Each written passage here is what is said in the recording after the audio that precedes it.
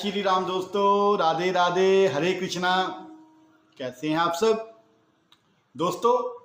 बहुत ही पावन, बहुत ही पवित्र कार्तिक मास चल रहा है।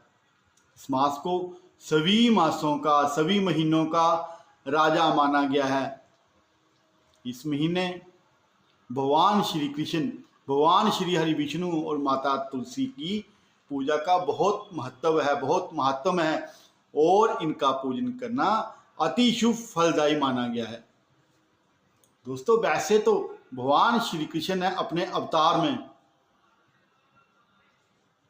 बहुत सी लीलाएं की हैं और श्री कृष्ण की सभी लीलाएं अनंत अनंत गुना, अनंत प्रदान करने वाली हैं।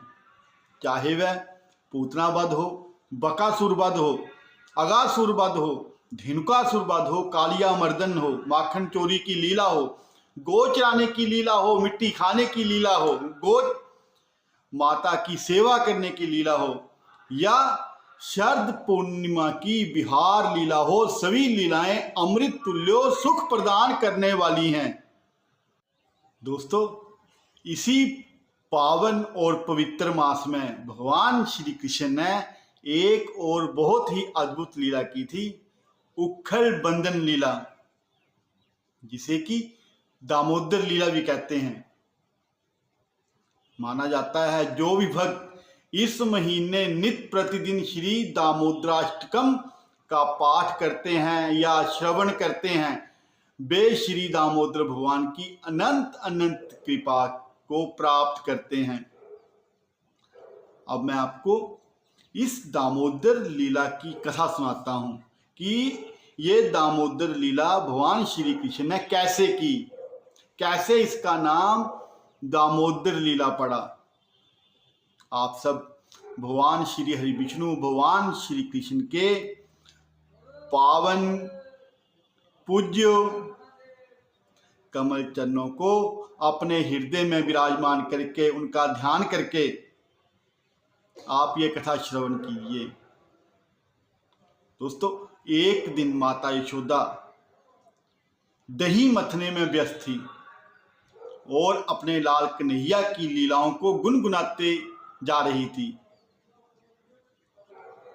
भगवान श्री कृष्ण अपने बालकाल में जैसी जैसी लीला करते थे, जैसा जैसा वो रोजमर्रा का वो कार्य करते थे, बचपन में जैसी शरारतें करते थे, उन्हीं लीलाओं को अपने स्मरण में लेके सोच रही थी। उसी समय बालक कन्हैया सुबह सुबह नींद से जागे और दुग्ध पान करने की इच्छा करने लगे। इस कारण से उन्होंने मैया यशोदा की दही माथने वाली मथनी को पकड़कर अपनी मैया को रोकने का प्रयास किया। माता यशोदा ने बड़े ही वात्सल्य भाव से अपने कन्हैया को गले लगाया, अपनी गोदी में बिठाया और उनको स्तनपान करवाने लगी।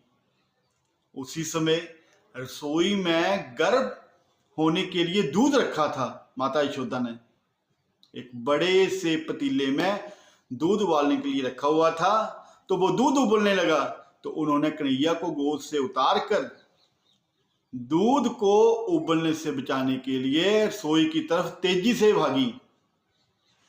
मैया द्वारा बीच में इस तरह छोड़कर जाने से कन्हैया बहुत गुस्सा हुए, उनको क्रोध आया। उन्होंने गुस्से में एक पत्थर उठाया और दही वाली मटकी को तोड़ दिया और एकांत में जाकर ताजा ताजा मक्खन अपने छोटे छोटे हाथों से चाटने लगे तथा ओखली को, दोस्तों ओखली होती है एक लकड़ी का या पत्थर का या सीमेंट का एक बड़ा सा पात्र होता है, जिससे हम लकड़ी के बड़े से डंडे से मसाले को कूटते हैं या अन्न को कूटते हैं या उससे अपना दही लस्सी को मथते हैं। तो श्री कृष्ण भगवान ने उस ओखली को तोड़ दिया और मक्खन को खाने लगे। आसपास जो छोटे छोटे बंदर थे उनकी तरफ भी मक्खन फेंकने लगे, उनको भी मक्खन खिलाने लगे। दही की टूटी हुई मटकी को देखकर मैया को समझने में जरा भी देर नहीं लगी कि ये हरकत कन्हैया ने ही की है। अपने द्वारा की हुई इस शैतानी की वजह से प्रभु श्याम सुंदर बाल कन्हैया भय के कारण इधर उधर देख भी रहे थे अपनी चोर नजरों से कि कहीं मैया आ तो नहीं रही है। इतने में मैया हाथों में एक छड़ी लेकर चुपचाप कन्हैया के पीछे पहुंच गई। मैया के इस हाथ में छड़ी देखते ही बालक कृष्ण उखल से कूदकर भय से भागने लगे और माता यशोदा उन्हें पकड़ने के लिए पीछे पीछे दौड़ी। दोस्तों, कितनी अजीब बात है। जिन परमेश्वर को बड़े बड़े योगी, सिद्ध और साधक बड़े बड़े अनुष्ठानों और तमाम विधियों से, तमाम जप तप से नहीं साध सके, प्रभु को वश में नहीं कर सके, जन्म जन्मांतर के प्रयास करने के बाद भी नहीं पकड़ पाए प्रभु को, उन्हीं ब्रह्मांड के मालिक को माँ यशोदा आज पकड़ने की कोशिश कर रही है और प्रभु भी मैया के भय से भाग रहे हैं। जिनके एक भ्रिकुटी तानते ही पूरी सृष्टि उथल पुथल हो जाती है, वो मैया के प्रेम में उनके भय से भाग रहे थे। जिनकी भ्रिकुटी के संकेत मात्र से अनंत अनंत ब्रह्मांड नष्ट हो जाते हैं, आज वही कृष्ण आगे आगे और मैया पीछे पीछे। कन्हैया ने देखा कि मैया के चेहरे से पसीने की बूंदें आने लगी हैं। तब उन्होंने स्वयं ही अपने आप को पकड़वा लिया और अत्यधिक डरने का नाटक करने लगे। जब मैया यशोदा ने अपने कान्हा को, अपने लल्ला को इतना डरा हुआ देखा तो वात्सल्य प्रेम से उन्होंने सोचा कहीं मेरा लाल ज्यादा डर ना जाए, इसलिए तुरंत उन्होंने छड़ी को दूर फेंक दिया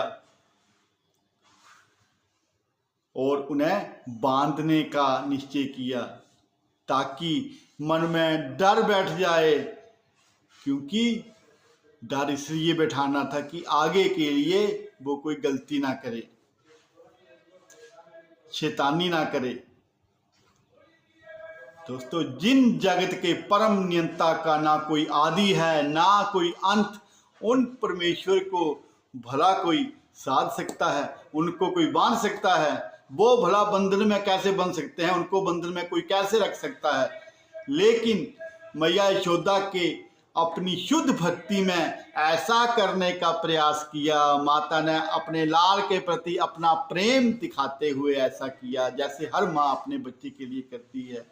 मैया ने उन्हें उखल में एक रस्सी से बांधना शुरू किया, परंतु वो 2 उंगली कम पड़ गई। उन्होंने एक और रस्सी जोड़ दी, मगर फिर वही रस्सी 2 उंगली कम पड़ गई। इस तरह यशोदा मैया ने घर की सभी रस्सियां एक एक करके जोड़ दी, लेकिन हर बार रस्सी 2 उंगली कम ही पड़ जाती थी और मैया कान्हा को बांधने में, अपने लल्ला को बांधने में असफल रही, क्योंकि ये 2 उंगली का जो फेर था वो पूरा नहीं हो पा रहा था। ये सब देखकर पास की गोपियां, पड़ोस की ग्वालनाएं सभी वहां ये सब लीला देख रही थी। ये सब देखकर पड़ोस की गोपियां, ग्वालने, नंद बाबा के सभी मित्र बहुत चकित थे। इतना छोटा सा बालक रस्सी से बंध क्यों नहीं रहा? इस छोटे से बालक को, नन्हे से बालक को बांधने में घर की सारी रस्सियां खत्म हो गई हैं, लेकिन फिर भी ये बालक रस्सी से बंधता क्यों नहीं है? अगर संसारिक तरीके से, अगर किसी संसारिक सामान्य बालक को बांधना हो तो 2 फुट रस्सी, 2 हाथ रस्सी ही बहुत है, लेकिन इधर तो 100 फुट रस्सी भी कम पड़ गई है।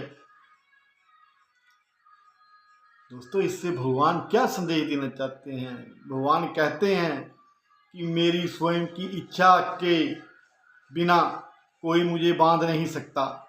मैं किसी के बंधन में नहीं आ सकता, चाहे वो मेरा कितना ही सच्चा भक्त क्यों ना हो। भगवान तो कहते हैं, निर्मल मन जन सो मोहि पावा, मोहि कपट शिल शल छिद्र न भावा।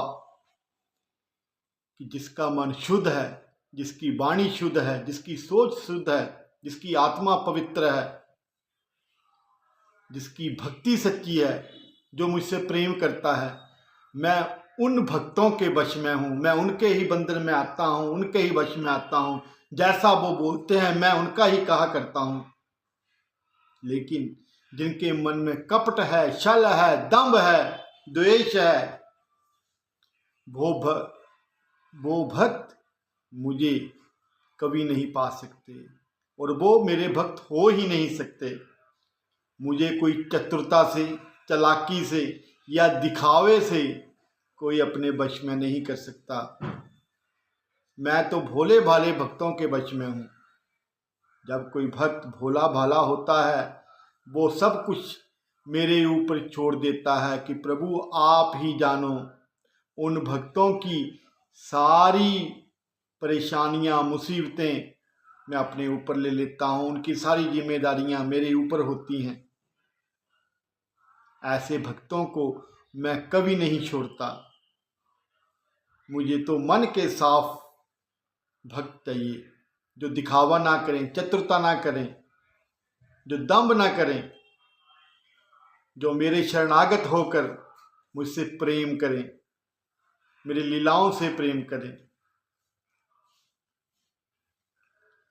जब कन्हैया ने देखा कि अब मैया पसीने पसीने हो गई है, थक गई है, थकान से चेहरा लाल हो गया है, तो उन्होंने स्वयं ही अपने आप को जानबूझकर मैया के द्वारा बंधवा लिया।